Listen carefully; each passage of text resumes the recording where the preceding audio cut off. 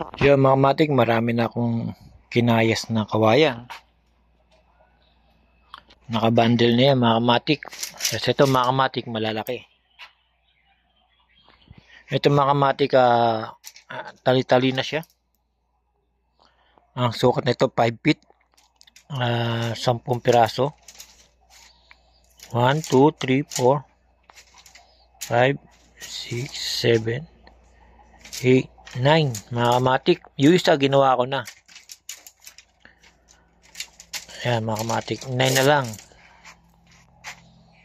5 feet yan mga kamatik. Ngayon mga kamatik, papakita ko sa iyo yung nagawa ko mga kamatik. Isa pala na ginagawa ko kasi yung rugby dito mga kamatik, sabi ko ang pangit pagka pinahid mo, parang nagtutubig mga kamatik. Ewan ko kung ano klase rugby na bili ko. Ngayon mga kamatik, papasilip ko sa iyo yung mga nagawa ko mga kamatik. Isa pa lang nagagawa ko ngayon. Gumawa ko mga kamatik, Vietnam kite. 5 feet ang laki niya, haba. Ito na mga kamatik, ang Vietnam kite natin mga kamatik.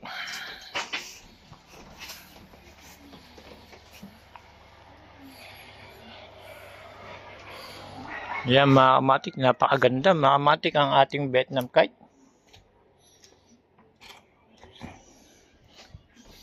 Yan. Yan yung ginawa ko ngayon mga kamatik, Vietnam kite na napakaganda.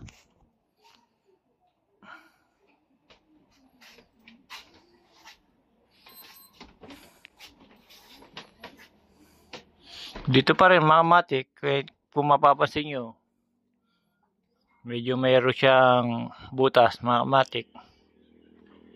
Lagayan to ng patunog. Pero kung sakto lang mga kamatik yung kanyang lipad, kahit hindi na siguro lagyan pagka sakto lang. Pero pagka umiikot siya mga kamatik, ibig sabihin yun, kulang sa ulo, pwede siya lagyan ng patunog mga kamatik.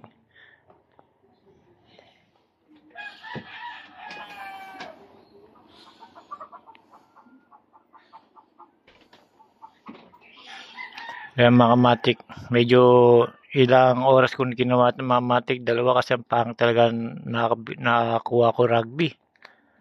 Nagtutubig siya pagka pinapahid mo. Para styrofoam lang na tinuna mga kamatik. Hindi katulad sa Marikina mga kamatik, yung rugby doon, kulay dilaw. Pagka pinahid mo, swabe-swabe ang pahid mga kamatik. Ayan mga kamatik. Yan ang una ko pa lang nagagawa mga kamatik, isa pa lang. Isang Vietnam kite na nagawa natin ngayon.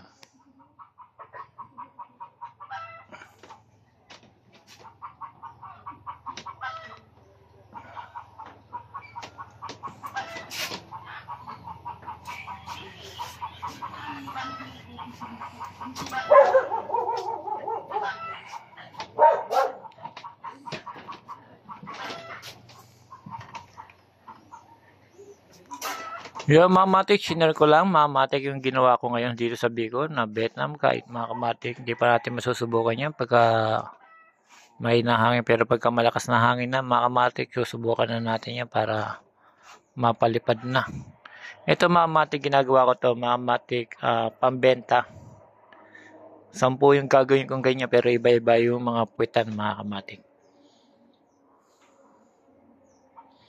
Yung mga kamatik, abangan nyo na lang yung iba mga kamatik na gagawin ko. Papakita ko rin sa inyo mga kamatik.